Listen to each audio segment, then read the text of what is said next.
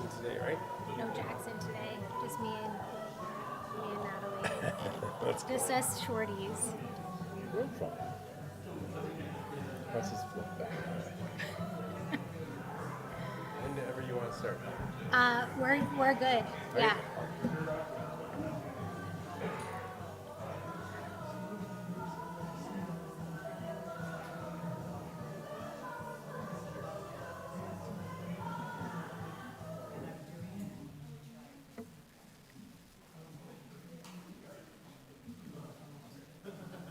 Perfect. Okay, so thank you everybody for joining us this evening. For those of you who don't know me, my name is Natalie and I am our program director. So I am the one who coordinates our speakers for our monthly meeting. So hopefully you've been enjoying them so far. I've got most of our lineup for next year confirmed as well. So now I'm already looking into speakers for the 2026, 2027 speaker lineup. But so just a few announcements before we get to our speaker. First of all, as always, thank you to our refreshments crew for keeping us, giving us something to snack on as we're chatting, giving us a drink as we're waiting for the meeting to start. We always appreciate that. A quick update on our strategic plan. So the board has now met with Civic Plan. We met with them last week. We're in the process of working with them to design a survey that will go out to members in the new year. So stay tuned for that, but we're very excited. We enjoyed meeting with them. They've been great to work with so far, and we're looking forward to working with them more as we get into the new year. And as always, make sure you're keeping an eye out on the events calendar. We have quite a few events already on the calendar for the new year, lots of winter events planned, including coming up very soon, a walk at Bayfront Park with Peter and Celine, our events team, to get to know them, hear your ideas, and see what sort of events you would like the Naturalist Club to be doing. But lots of events. If you check out the events calendar, I was taking a peek to make sure I had everything captured in the slides between now and next monthly meeting, but I saw there was already stuff up there for later into February as well. And if you like counting birds, it's the perfect time of year. Not only do we have the west end of Lake Ontario surveys, but we are getting into Christmas bird count season, and I draw your attention to the fact that the please try to register date is December 8th, which is today. So if you were planning to participate in the Christmas bird count and you have not yet registered, the information to register for that is on the event page for each specific bird count. So the Hamilton one is on December 26th. And then we have the Flamborough one, December 30th, Peachtree, January 4th. So each of those do have separate registration processes, and you can find them on the respective page. And if you still have questions about how to do that, you can find Rob after the meeting and pester him about bird things. And speaking of birds, next month we have our bird study group meeting for December. And this is also a good opportunity to remind you that if you ever can't attend a meeting, either a monthly meeting or a bird study group meeting in person, we do also live stream our meetings on YouTube. And if you can't watch them while they're happening, even from the comfort of your own home, those videos do stay up on YouTube, so you can watch them after the fact as well. So if there's one that you've missed from a past month, either a monthly meeting or the bird study group, there have been some great ones already this year for both meetings. Those are on our Hamilton Naturalist Club YouTube page, and we did recently, within the last week, reach a big milestone. We have surpassed 500 subscribers on our YouTube page, so that's pretty exciting. And we look forward to seeing you in the new year, hopefully. So our January monthly meeting is going to be he's not a very well-known person, but we'll all get to finally meet him. Bruce McKenzie is going to come out and present about the Grimsby wetlands for all of us, getting into kind of the details of the process of that project. And so if you've ever had any questions about anything related to the Grimsby wetlands, or really anything you've ever wanted to ask Bruce in front of a crowd, this is your opportunity. And before I introduce the speaker, I just wanted to take an opportunity to thank you for coming out tonight. And I hope that everybody has a great end of your year. Enjoy celebrating however you choose to celebrate. And I hope your December and your new year involves some time spent in nature. So to introduce tonight's speaker, tonight's speaker meets a personal goal that I set for myself as booking the monthly meeting speakers, which was to, as a Natalie, to ensure that we had at least one Natalie speak. So I'm on track.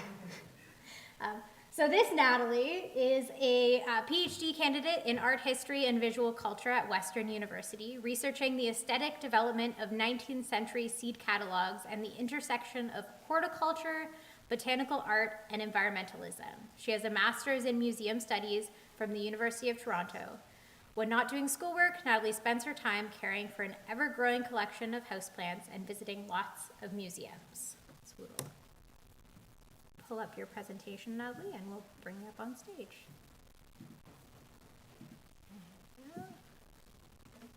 Perfect.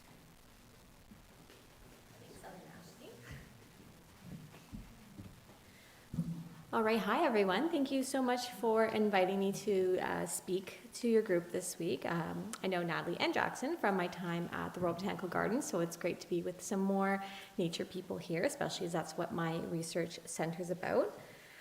So just a little bit about myself. Natalie did a nice job introducing me. So I do have a Master's in Museum Studies where I focused on public programming. I'm currently doing my PhD, and I work at Dundurn Castle, so just down the street.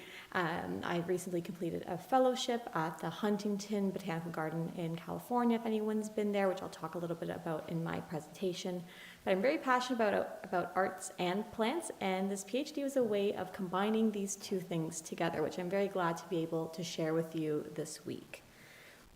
So we're going to be talking about what is known in the art world as flower pieces, and these are a very specific kind of artistic production, mainly focused in 17th and 18th century Netherlands, but then does expand in various other ways to other forms and cultures in different places in the world, and we'll kind of end with a run through of some contemporary art. And the focus of our discussion tonight will really be about women artists, because women artists are a little bit more underrepresented in the art world, and I want to bring some light to the women who are working specifically at the intersection of botanicals and art and science. So we'll start by looking at this really beautiful piece. This is by a man, so we're kind of veering off topic just to start with. But Jan Bruegel the Elder is a very well-known painter. He's working in the early 17th century. And when we're looking at this painting, it's a very, very detailed floral piece. There are over 130 flowers represented in this one image. And what Bruegel does is he combines flowers that are blooming at all different times of the year to create this kind of perpetually blooming garden in one single image. So this could never happen in real life. He would grow flowers in his garden or visit other gardens around his house, and he would make very carefully detailed studies of the plants he would see, and then would be able to combine them together to create these images. As this is one of the earliest floral pieces that start to become popular at the turn of the 16th, 17th century, because this is when there is a larger amount of scientific exploration starting to happen, and this will greatly influence how people view and understand art and science and flowers and plants together. One of the artists that we're going to talk about today, and we'll talk about her a little bit later in a few minutes, is Rachel Ruysch, and she is one of the most prolific floral artists operating in the 18th century. And we can see that in just 100 years, the difference from an image that looks like this to an image that looks like this. This is much less stylized. It is highly, highly realistic, almost hyper-realistic in how she treats the oil on the canvas. And she's still continuing that tradition of bringing together many different plants all into one image. Now, these floral pieces are developing out of a longer tradition of still life painting that is incredibly popular in the Netherlands and beyond, starting in the early 1600s and moving well into the 1700s. And there becomes very defined genres of these still life paintings. Some of them are called breakfast pieces, where they really just show scenes of your meal. So this piece at the top, does this have a pointer on it? Oh, yes, it does. This is excellent. So we have this wonderful piece here by Clara Peters, who's another female artist who works with flower pieces as well. We'll talk about her a little bit later. So she has this scene where we have an artichoke, some cherries, bread, cheese, and a mound of butter. And in showing this very realistic piece, she's depicting not just the foods that an everyday person might eat, but she's also cueing a little bit towards this idea of transience, of morality, of the fleetingness of life. We have these very reflective cherries, but the bread and the cheese have been nibbled at. So she's cueing us to believe or understand through her kind of composition of the painting that even though these things are beautiful and representative of our daily life, that your daily life will end at some point. And these are all very tied into very religious traditions and teachings at the time, where your idea of your life was governed by church and church teachings and the desire to be good and religious and pious in your everyday life to carry you into the afterlife. And we have this wonderful piece by Adrian Court, and I've seen some of his works in real life. They're very, very small. They're maybe about the size of an 8 by 11 piece of paper, and they are so detailed. And what you see here are these 3 really beautiful blushed peaches right on the edge of a table or a little ledge.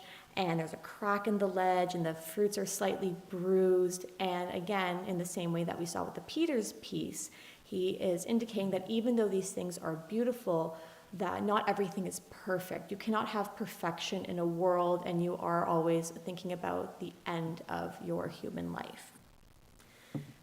These pieces develop into very, very specific compositions. These are called banquet pieces. And we have these 2 here. And the one on the left, we have the aftermath of a big meal. We have a tablecloth that's kind of pulled to the edge. We have food that's eaten. And the way that the artist here has painted the table, it looks like the table is kind of protruding into the viewer's space, breaking the picture plane. And it's really bringing you as the viewer into this as if you're already there.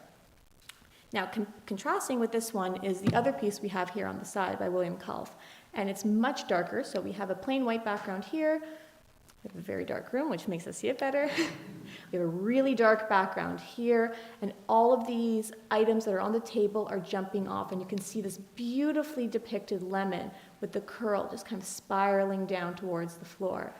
Now, both of these pieces, while they are depicting kind of like the aftermath of a meal, and again, thinking of those things of morality and maybe overindulgence, they're also depicting something that is a little bit newer throughout the kind of mid to later 17th century, and that is colonial exploration and expansion. The Dutch, in this time period, start the Dutch East India Company, and they start to trade with places in the Far East. And these images are showing how these items that are coming in through trade, but also through kind of colonial resource extraction, are finding their way into the everyday middle-class life of Dutch people. So we have here this really nice blue porcelain from China. The meat pie here would have been flavored with new spices from places like Indonesia or India. So even though these are just beautiful pieces to look at, they're showing that there's a much wider history of how objects are being traded through the material world and then making their way into art. And this idea of expansion and colonialism will also be seen when we look specifically at works of plants. Now we'll come back to Rachel Ruysch, and she's the daughter of a botanist, an anatomist, but also a guy who's a little bit like a sideshow performer, and those things don't sound like they go together, but they do at this time period. And she becomes very skilled in painting at a young age, and she helps her father with his profession as a botanist, as an anatomist, where she's doing a lot of the drawing for him. So she trains with another painter, William Van Alst, when she's quite young, and she becomes so prolific at painting that when she's at the height of her career, her paintings are selling for a higher price than Rembrandt's, who's active at the same time. She gets married to another painter, Julian Poole. She has 10 children, but quite unusually for this time, she was the better painter of the pair.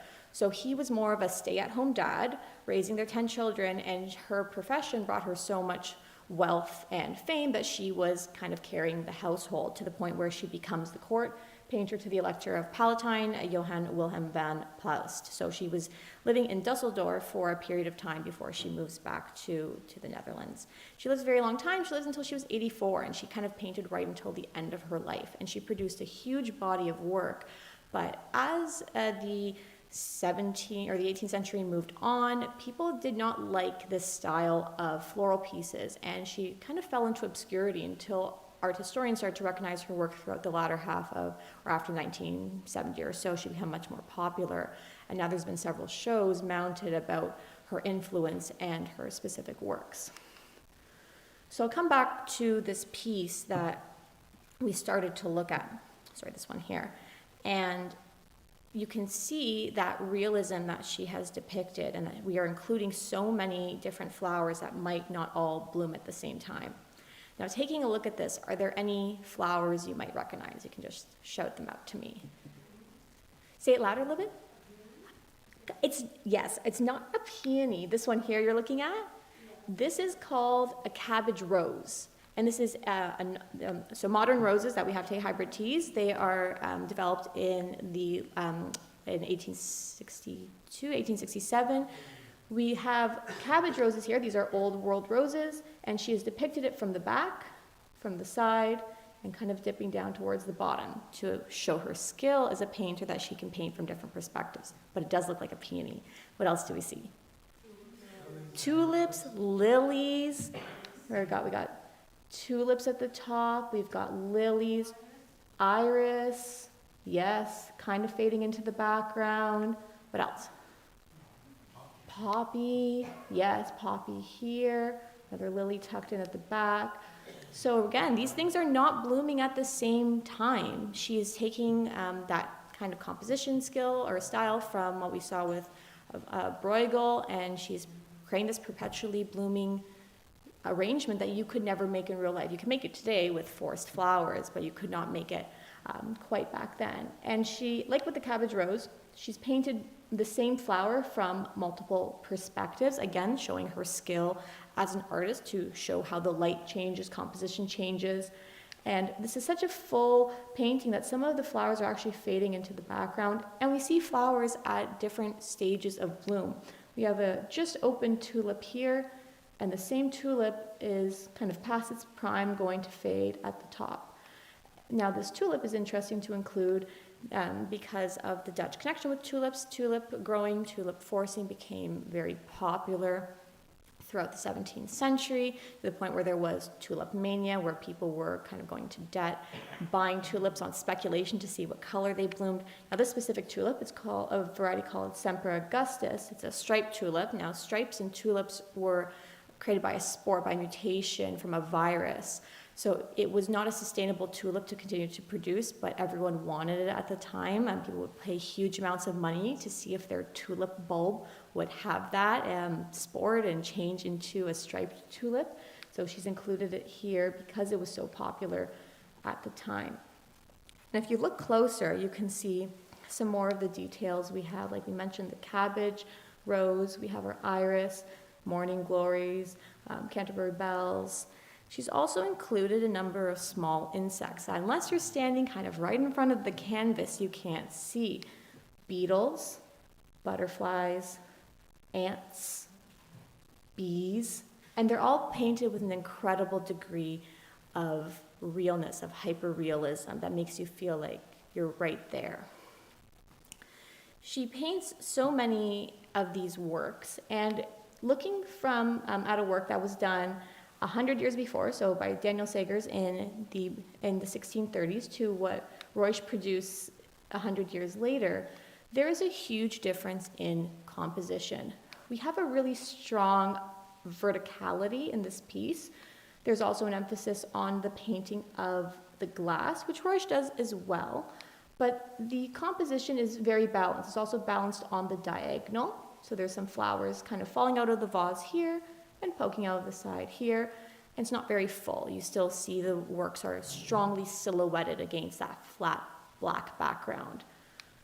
But with Ruysch's, 100 years later, it is this incredible kind of profusion of all these plants kind of meshed together, and it's very asymmetrical. The line goes like this, right through the center of the painting. It's not symmetrical. You can't divide it in half either way. So it's taking your eye kind of from the focal point all the way across. So your light is strongest here and fades into the background this way. And what we'll learn in some of her works is she's starting to include plants from other places in the world. Does anyone know what this big white one in the middle is? Recognize it? It's Angel's Trumpets Datura. And this comes from North America. So before she painted this, someone had to have gone to North America and brought back this plant. And remember, this is not being brought back as a whole living plant. The seed journey is too long. It's coming back as a seed that maybe gets grown, or it's coming back as a dried sample. So she is taking this new information that's coming in from global trade and incorporating it into her paintings. Now, this long tradition of flower pieces becomes so popular because of the emergence of the middle class. Areas like throughout the Netherlands, throughout the Low Countries, these are very important trading routes and trading ports. And because of this emphasis on trade, we start to see an emergence of a middle class that has a disposable income. And they look for paintings to hang in their homes that are smaller size, but do point to some interest in personal wealth, personal growth in the arts. So we start to see kind of this profusion of these works coming through. A lot of artists are not as skilled as Ruysch or some of her contemporaries, but some of them are highly, highly skilled. And we get to see these works going to the most wealthy collectors or royal families. So when we're looking at a work like this one by Ruysch or some of her other pieces, we can use them as jumping off points to talk about many, many different subjects, kind of all centered around paintings of plants or woman artists. I don't know if this link is going to work. We'll try. If anyone does have time to do this on their own, this is a great resource, JSTOR. I don't think it'll work, so I'll have to log in, but you can zoom on these paintings very, very close up. They're high, high resolution scans, and you can see every single detail of these works down to her paint strokes. So one painting, we can take this one for an example, leads us to talk about all of these different subjects. And I won't be able to cover all of them in this one single presentation, but this is how art historians are able to use single pieces or single artists or a single movement to bring in many different topics to discuss or to connect to. So we've already talked a little bit about things like colonialism and global connections, but we can also talk about things like why are women artists not as represented in collections or not as well known, or how we use paintings as indications of symbolism, what is something that is realistic versus something that is more abstract. We can talk about the idea of patronage for artists, how artists are getting paid at different points through history and how that's engendering different stylistic choices, and very much centered around the history of science and botany and medicine. When we look specifically at the idea of art versus science and the history of science kind of in this early modern period, we're looking at very much what we've been talking about, this idea of plants and the global movement of objects from one place to another. And I can imagine that if you're living in the early to mid 1600s, your entire world is changing. There is this expansion of global trade, and the world that seemed maybe at one point quite small or maybe unknown around the edges, it's being filled in very rapidly with this global expansion, with products being come in, with new cultures having interactions. So your understanding of a world is changing quite quickly in your lifetime. And one of the men trying to understand that is Rachel Ruysch's father. Like I mentioned, he is a botanist, but he's also an anatomist and kind of like what we might call a doctor, but it wasn't as formalized back then. And in their home, he would take these skeletons of animals, but sometimes even children or babies, and he would display them for people to see. And this leads, is very much aligned with the idea of a cabinet of curiosity, or what's called in German a Kunsthammer. And it is a collection of things that is interesting to look at. And again, this is coming through that colonial history, that idea of expansion, new products being brought in, where people want to display things that are new and exciting. So he's taking all of these new scientific understandings, ideas of dissection and kind of displaying models or dioramas. And Rachel Roish would help her father by creating these very specific kind of little vignettes or dioramas, or, taxidermied frogs in jars. So she starts her artistic training maybe in a not traditional way of painting, but she eventually does become trained by a painter. And we see here this kind of influence of the colonial on her work. We have that datura plant we talked about. Now this one here, anyone notice anything interesting? An interesting plant that maybe shouldn't be there? Cactus. Yes, it's a little hard to see up here in the top left corner. Now, Rachel Roish is lucky. She gets to see one of the first cactus plants brought back to Europe, or this specific kind of cactus. Her uncle travels to Brazil, and part of Brazil was a Dutch colony at the time, and he goes in, he's a painter as well, and he paints some scenes, and he brings back some plants, he brings back a cactus, and Roish then incorporates it into one of her paintings. This idea kind of continues into the idea of who's a professional artist and who is an amateur artist. Many women of a certain class would learn to paint in this time period. It was seen as an acceptable pastime for women. And women artists who did have some professional success generally painted things like plants. These were seen as a subject matter that was acceptable to women. Men were painting things like history scenes or battles or portraits. Women had to do more womanly things like plants. These could also be done from the home in a more specific social setting.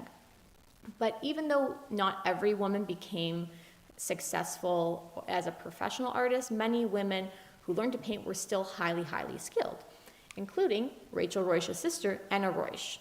So this is one of Anna Roish's painting, and it is just as good as Rachel's. But Anna never tried to become a professional artist. And in fact, many of Anna's paintings are unsigned, and they were misattributed to be Rachel's, because everyone just thought one sister was producing these artworks. So you can still see that she's doing those very similar compositions. We have a very strong asymmetrical line with this fading tulip coming down, this edge of a stone ledge protruding from the edge of the painting. She's included some insects. We have a little snail and a butterfly. So you can tell that they have the same stylistic upbringing, the same practice, probably the same teacher. But one sister pursued this professionally and one sister did not. So again, we have an Anna Roish painting here. It's undated. I don't know if this one is signed, but you can see that there is very much a stylistic similarity. We have some upturned flowers, the strong diagonal and asymmetrical composition, faded flowers here at the top. So if you're ever in an antique store and you see one of these unsigned paintings, take it to Antiques Roadshow. As a professional artist, Rachel Roish had some tricks up her sleeve, and she would reuse some of her own symbolism. These kinds of paintings, where they're kind of situated on the floor of a forest or a natural space, these are called sottobosco works, and sottobosco literally translates to underwood.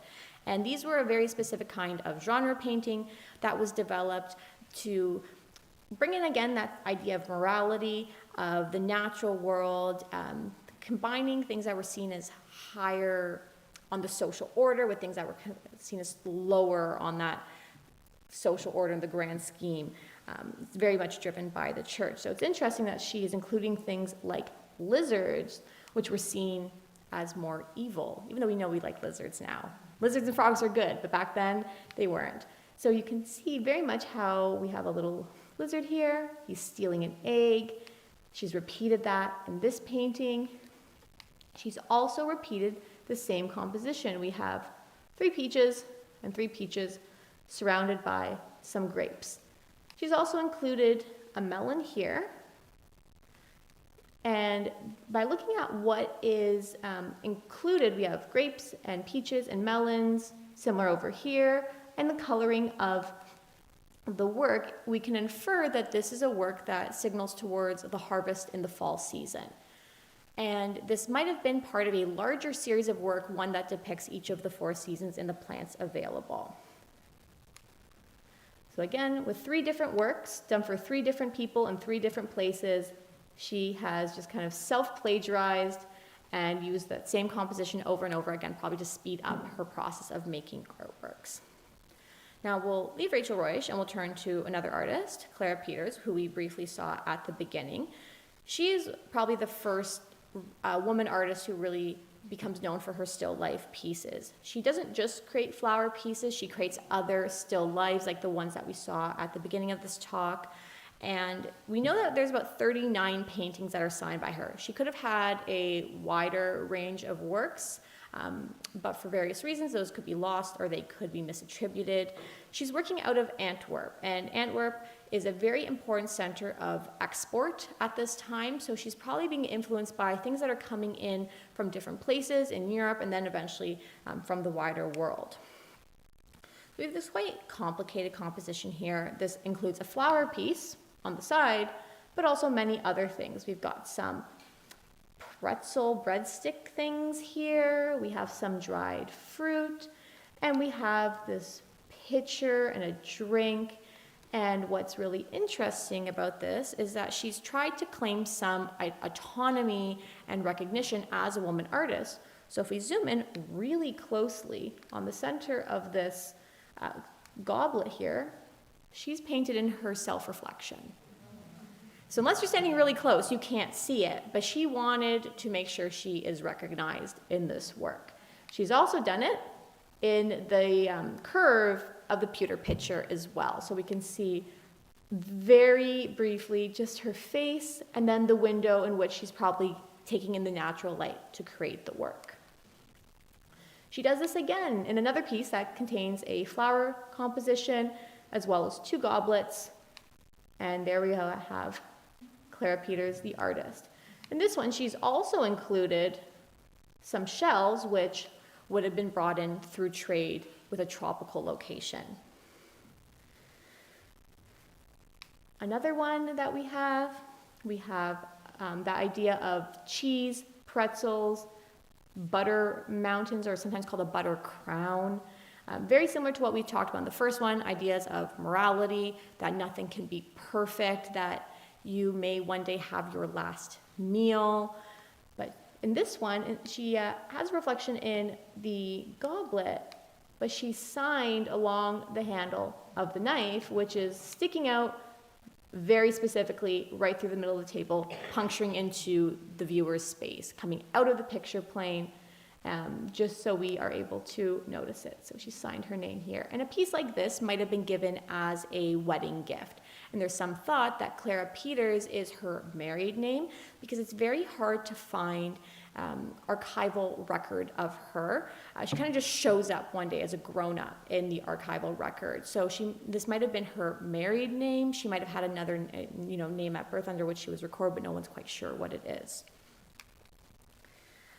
We do have flower pieces from her. This one isn't as full as the later pieces that we would see by Roish, but it's still very, very saturated. We have bright colors here in the roses, in the whatever this blue flower is, in the iris here at the bottom, and then she's also included some flowers that have faded and fallen to the bottom.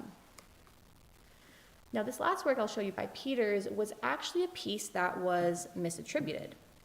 She, like I said, is one of the few women artists working professionally, making these kinds of works. And when this piece entered a museum, I can't remember the name, but it was in Germany, it was misattributed to a German painter. And it wasn't until a conservator took away some overpainting, so some paint that had been added later, that Clara Peters' signature was actually discovered. So this again is showing this longer history of women being erased from an art historical record, that we maybe have many more paintings by women that we don't know because they are not either conserved to a point where they can be visible or they are misattributed to male painters. Another very well-known painter at this time, Maria van Oosterwijk, she is painting just before Rachel Royce's, and before Rachel Royce starts to paint, Maria van Oosterwijk is the most well-known female flower painter, and she ends up with her works in many royal collections across Europe. And then in her painting career, she also teaches her servant, Gertie Peters, to paint as well. Oosterwijk's paintings have very strong themes that carry through, and they're very much tied to ideas of morality and resurrection. Here we have a sunflower at the top, and sunflowers are very much in line with ideas of symbolist ideas of resurrection, of rebirth. The sunflower fades, but its seeds will then carry on a new generation of plants. It's also symbolic of the sun, which is why it's very commonly placed to the top of a composition.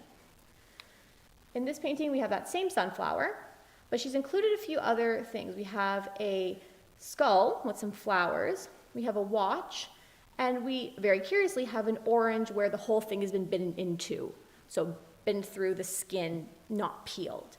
And here she is making commentary about the inevitability of death. These are what is called memento moris, reminders of death. That is the same with this little pocket watch here, that time is running out. Not entirely sure about the bitten through orange. There's some thought that that could be that life is something that you take the bitter with the sweet, so both things have to happen in your life. So you have the bitterness of the rind and the sweetness of the flesh of the orange. Her servant, Gertie Winches, learns how to paint from her as well, and it's not as strong artistically. There's less of a painterly finish, but we do see that she's able to replicate that sunflower at the top. Moving towards less of the artistic representation and more towards the scientific representation, we have Maria Sibylla Merian. She is born into a German-Dutch family. Her family is an artist, he's an engraver, and her stepfather is a still life painter, so she has artistic worlds surrounding her, and she's very interested in the natural world at a young age, and she very specifically becomes interested in insects and the life cycle of insects. And this is something that was not entirely well understood at this time. Something like a caterpillar that we know today metamorphosizes and goes from a caterpillar to a butterfly. At this time, it wasn't quite understood how that process happens, and it was thought that maybe they were two separate species that don't transform into one another, or that caterpillars have to bury themselves in the ground and die, and then they're reborn as butterflies. So there wasn't, a strong idea of scientific process here. So Marian starts to observe in the fields around her home life cycles of insects that she then engraves and draws herself and self-publishes. And this causes some interest, and eventually she petitions the Dutch government to go to the colony of Suriname to study plants and insects. And she takes one of her daughters with her. And remember, at this time, this is the late 1700s. You're traveling across the ocean for months at a time to go to South America, and you're not wearing like Patagonia exploration clothes. You're wearing layers of dresses and petticoats, and she is trapezing out into the jungle to look at never seen to European before animals and plants. So these are some of her earlier works of insects. So we can see where she's depicting just from the seeds to early larval stages to caterpillars, the plants that they're feeding on, the metamorphosis, and then eventually the life cycle of the adult. And with these early works that she did, she would, like I said, engrave and hand color them herself, and then try to sell them. These are the works that she does after coming back from South America, and it's very unique because she includes the insect, its life cycle, and then as well as the plant that it feeds on. And some insects only feed on one kind of specific plant, so she's including all of that information in one image. Now, when I did my fellowship at the Huntington earlier this year, I was allowed to go into their conservation studio, where they had recently acquired these two works by Maria Sibylla Merian, and they let me examine them. They gave me very cool glasses that were magnifiable, and I could look at these works and touch them myself. And these are a first edition of the works that she did. So she drew and hand-colored them herself and fundraised to be able to sell multiple editions of the prints. So we have here, I believe it's a taro root with, curiously, a snake twined around it, and then the moth that feeds on it. And then here we have tobacco. And if you've grown tomatoes, tobacco hornworm. So you can see here we have the little chrysalis right here, and then the little hornworm chewing its way through a tobacco plant. Now moving to England, we have Mary Granville Delaney, and she is a fascinating character, and there's a few biographies written about her if you are interested. She is born into a wealthy family, but she's married off at a very young age. When she's 17, she marries a man who's like well into his 40s. It was not a happy marriage, and I guess like happily for her, he dies, and she remarries for love. And when she gets remarried, and after she moves to Ireland for a time, then she moves back to England, and she's very much connected with the intelligentsia of the late 18th century. She knows King George III, she knows other important aristocrats in England, and she has money to pursue her hobbies. And curiously, at the age of 70, she begins a project that she calls the Flora Dahlanica, so based on her own name. And she creates over 1,000 images of flowers made from what we might call a collage today. So they look like this. And these are all made from individual hand-colored pieces of paper. So she would often hand-color the paper herself. You couldn't go to, Michael's or Curry's or anything to get paper. She would watercolor the papers, and then she would cut them and make these very, very, very realistic images. She called them paper mosaics, but we would call this technique more of a collage. And we know from the images that she has left behind that she had contacts with people who were able to get very unique plants. So here we see a familiar plant to us, bloodroot. Bloodroot does not grow in England, but Mary Delaney knows Joseph Banks, who is the great plant pioneer who travels around the world, and he is working out of Kew Gardens. So she has this connection with very well-placed botanists who are able to send her samples of plants that are literally getting off boats in England from various places around the world, and she's creating them here in her paper mosaics. They're all done on black backgrounds, so they stand out very, very strongly. They're not too big. Again, they're about the size of a piece of paper, and all of them are held in the British Museum. And she does amazing things with paper. We see here with this Chinese lantern that she's even depicted the different stages of kind of like the flower and the berry, where the seed casing is now dried, and you just see that network of the veins of the leaves. And she continues this until she's in her 80s and can no longer see. So she only stopped it when she became blind. And I want to end our little historical section talking about a Canadian artist, Agnes Dunbar Moody Fitzgibbon Chamberlain. You can just call her Agnes Chamberlain. She is the niece of Catherine Parr Traill, who writes stories about growing up kind of as like a pioneer in what is now Ontario. And her mother, Susanna, publishes a book called Roughing It in the Bush. Now, Agnes learns to paint flowers from her mother, but Agnes, who has 6 children, unfortunately has a tragedy when her husband passes away. So she's kind of left destitute with these 6 children. She doesn't know how to help out her family. So she suggests to her aunt, Catherine Parr Traill, that they work on a book together. So Catherine Parr Traill writes a book about Canadian wildflowers, and Agnes Chamberlain illustrates it with these beautiful watercolor illustrations. It's published in 1868, so a year after Canadian Confederation, and it's such a big hit. They sell all their copies, and then Agnes Chamberlain actually writes to subscribers. She starts a subscription service to raise money to produce further editions of the book. And this actually made her financially independent and successful and helped her to raise her family. I was doing some research in the archives at Western, and I found an original edition of this book. So you can see that she's very, very talented, and she does kind of deviate from the established scientific illustration practice of the day where it only shows one single flower at a time. She's combining these images all together to make more of like that bouquet style that we've seen with those earlier Dutch floral pieces. And these are all Canadian wildflowers. from all across what was then the expanse of Canada, so it didn't really include things out west. It was limited to maritime provinces and up to Ontario. And I ended up using a quote about this lady slippers orchid as a title of an exhibition I held earlier this fall at Western, which was all about botanical art. I do encourage you to read the book. It's in the public domain, and it's quite an interesting look at Canadian wildflowers, and it shows that people have always been interested in promoting native species. It's not something that is trendy just today. It's been popular for almost 150 years.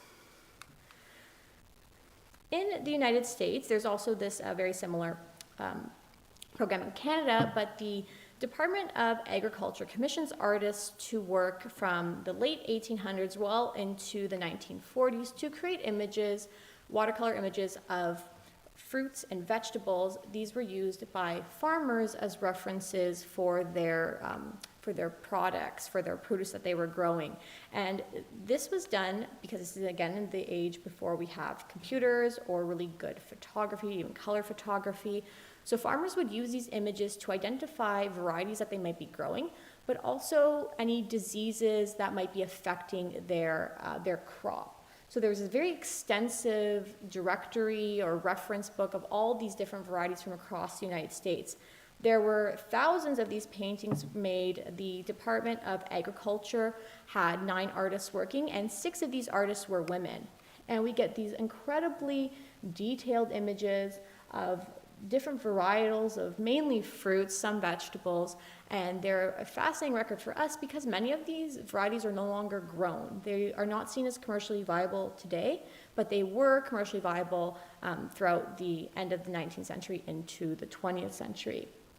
So we have everything from, here we have apricots and bananas, to something more exotic like a mangosteen, but we also have pears, we have quinces, and we have avocados, which become a hugely important crop in places like California.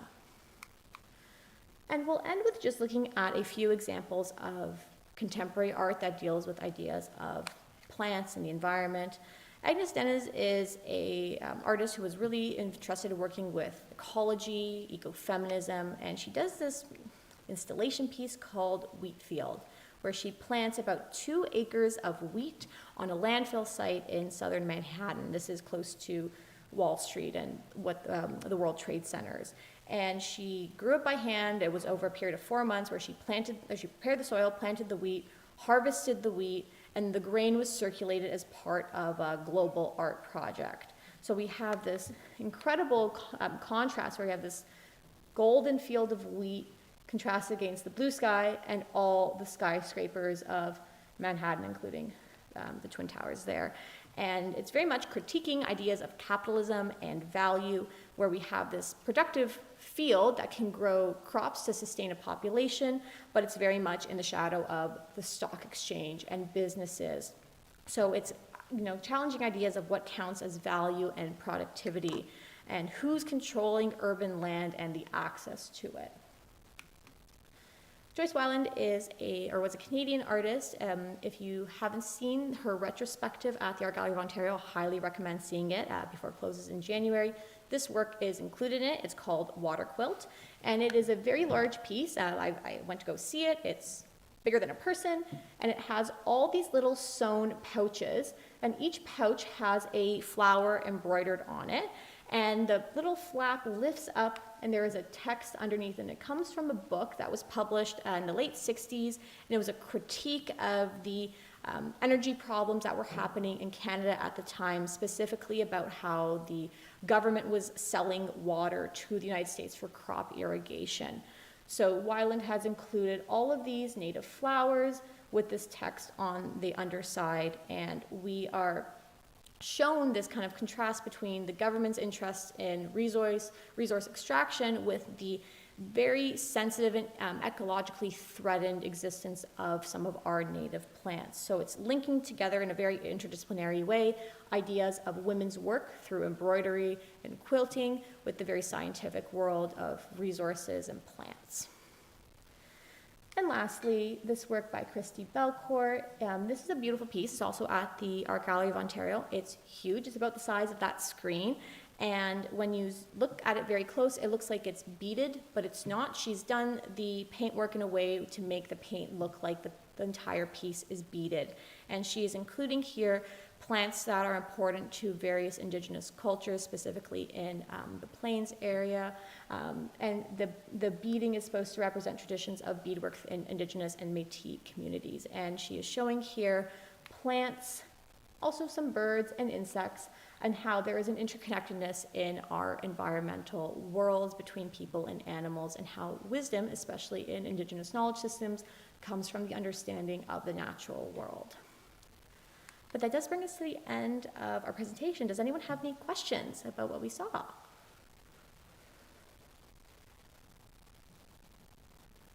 Okay, if you have questions, you can let me know, or you are free to send me a message on LinkedIn, or, oh yes, you have a question.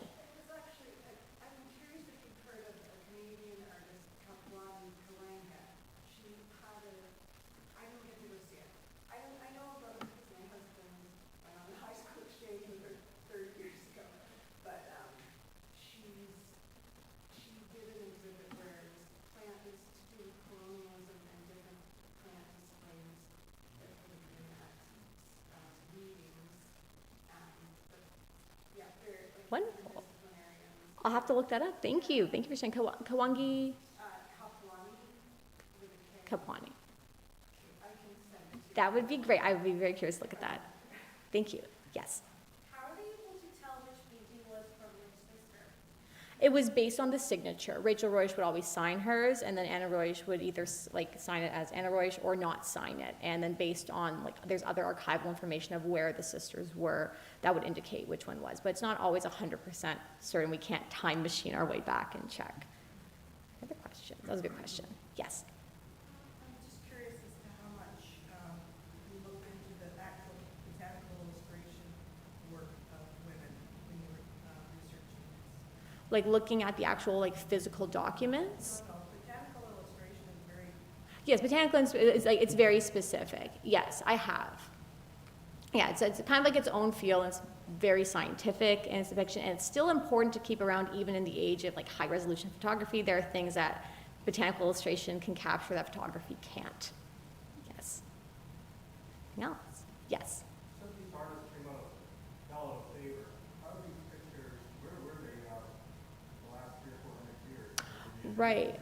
Most of them now are in large museums like the Rishki Museum, National Gallery in London, places like that. Before that, they would have been in private collections, and then they were either sold to the museums and left in storage until someone realized what they were, or the artist became more well-known, people realized what they had, and then they got sold on at auction. But yeah, a lot of them were probably tucked away in someone's attic. These all been cleaned up, they look pretty bright. Yes, all the works that I've seen are from museum collections where they've been restored, and the high resolution images are really good at bringing out those colors. So these are not things that I found at the antique store. Yes, but these are all restored and professionally conserved. Yeah, it's also what they're depicting. The flowers tend to be very bright, and Rembrandt's painting in a much less realistic style. He's very loose with his brushwork, which also lends that very shadowy kind of composition where everything's blending into the background with a Rembrandt painting. But if you see a Rembrandt at a museum, it is a restored Rembrandt. Yeah. Other questions? So I hand it over. Yeah, I'll go there. I'll come back here. Yes.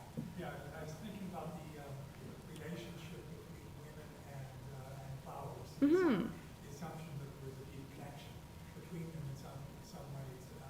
And I thought about the issue of this botanical illustration issue. What isn't represented in the paintings that you're talking about are the scientific issues like roots, seed, how you might identify the plant based on various stages of its growth. Because the women you're talking about seem to be much more interested in the texture, the color, the beauty, the plant. There's an identification going on, not of the roots and the seed and that kind of thing, but instead of being in the world and the world of beauty of which plants, etc., belong to. Do you see that as something that distinguishes, let's say,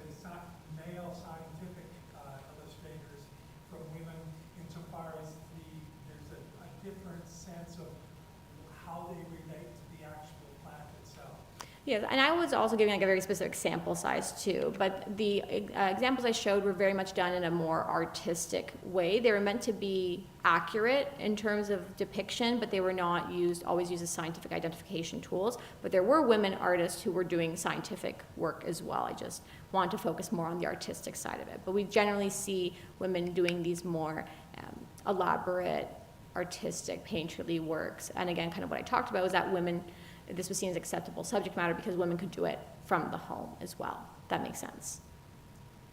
Yes?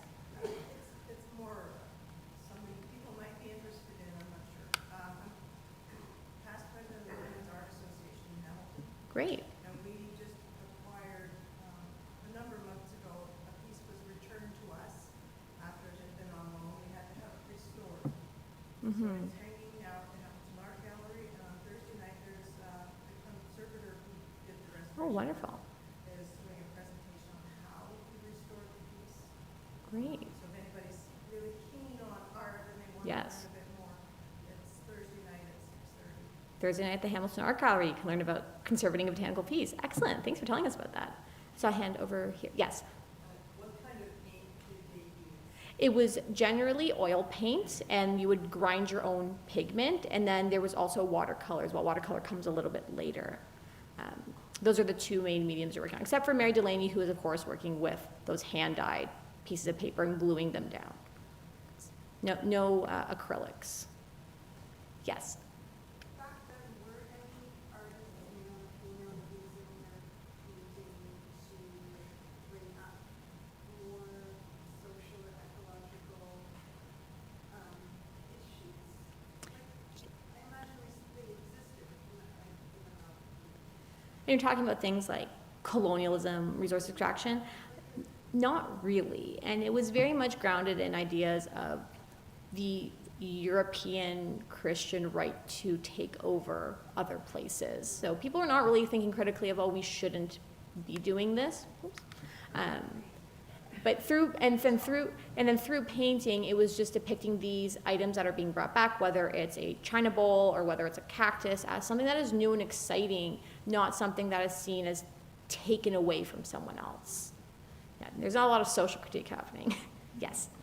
As a follow-up to that, Bruegel the Elder was Yes, all the way. any symbolism in the flowers because he was deft at Yeah. sliding in little he's much more famous for landscapes He is. where stuff's happening in the background that you're not supposed to pay attention to. Yes, like And so I was Icarus. wondering whether or not, again, there was social commentary in that very first slide. Yes, here we go. We brought it back. It's definitely talking about, like, it's got that contemporary interest in the botany and the collecting, because he's got that scientific rendering of the leaves. It's just a really stylized kind of composition, bigger flowers at the top, smaller ones at the bottom. But that kind of like display and meaning, it was ideas of, like we were talking about, passage of life. There's like some plants, we've got some that have fallen down to the bottom. Some plants are a little bit faded or not depicted perfectly. So it's that idea of not everything can be perfect, that there's that passage of time. It's a really moral undertone to it. There's not like a fun dig in there anywhere. He doesn't do a lot of floral pieces. He did a lot of Catholics versus Protestants. Yes, not so signing much. the king and all that. Not so much of this, and this was painted for one of the Habsburg's courts, I think. So, wanted to be careful of what he was doing, so he kept his job. Yes. That does go to what I had mentioned about the ideas of artists and patronage. So artists, it was hard for an artist to work independently. That's why an artist like Vermeer dies penniless, because he just kind of wanted to make his own art. Unless you get a commission, you're not getting paid.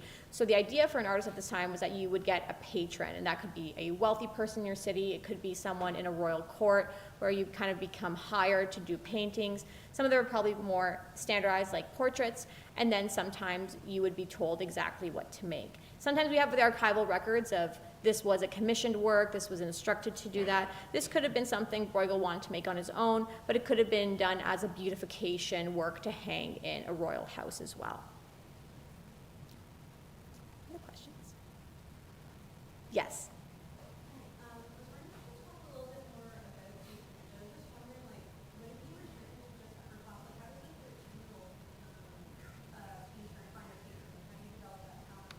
Are you talking about Rachel Royce? Yeah, it would be that you had to be good enough to get recognized. You probably weren't 13 years old and doing it. You would paint something, someone would buy it, someone else would notice it, and they would just almost make a word of mouth. It wasn't like you went on Indeed and saw a job posting for court painter, and that would come up. It was that if there was the interest from a patron to provide monetary support, then it would be open for an artist who was connected to that person. There was a very established system throughout the Renaissance period, and it becomes a little bit looser later on through the centuries. Yeah. Yes, if you do have, yes, over here, sorry. One quick question. Mm-hmm. On that one where you had image of an artist on the boss, Oh, Clara Peters. yeah. So that is very, very precise. I just can't think of, the oil painting to be able to do that. Yes, If I'm they did do that. trying to get to that one here. This one. Yeah, and the one after that. Yes. That one there. Many artists do this to cue themselves in. There's a really famous Jan van Eyck where he paints himself into a mirror, the Arnolfini wedding portrait. This one here, it takes a lot of skill to be able to do this, and you're painting with a very tiny brush. And oil paint takes a long time to dry, so you have, and what they're doing here, they're glazing the layers. They're putting a layer, and they're adding another layer, and they're adding another layer over a very long period. So you can build up these tiny, tiny, tiny details, but you have to have that skill to do it. You can't just on your first day of being an artist produce this. No, it's incredible. And like I said, there's many examples of artists doing this, and it's something that they would do specifically to indicate their skill. Not everyone would recognize that an artist has included a self-portrait like that, and for a woman artist especially, is a way of ensuring that she stays with her work with recognition. Yes, at the back.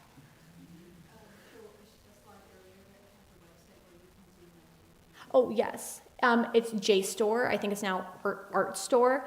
I think you need an institutional access to get in. So if you're affiliated with a university or something, you can log in that way. If you can't, you can go to Google Arts and Culture or Wikimedia Commons. Both of these are open source websites that have high resolutions from museums. You can even go to specific museum websites that have their collections online to see these things very, very high resolution. So if you can't get onto Art Store, JSTOR, you can go to Wikimedia Museum website, Google Arts and Culture, and you can zoom in and see all the fun little details. Wonderful. Okay, I think I'll pass it back to other Natalie. Thank you everyone so much for having me. I hope you enjoyed. Thank you so much. Have a wonderful night.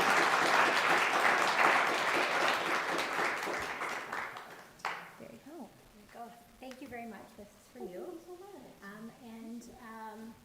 Yeah, if anybody has any questions for Natalie that you didn't have a chance to ask, she will be sticking around for a little bit if you want to ask any questions before you kind of grab a snack and do your final little bit of socializing for the evening. And once again, thank you for coming out, and I hope you have a great rest of your 2025, and we hope to see you in the new year.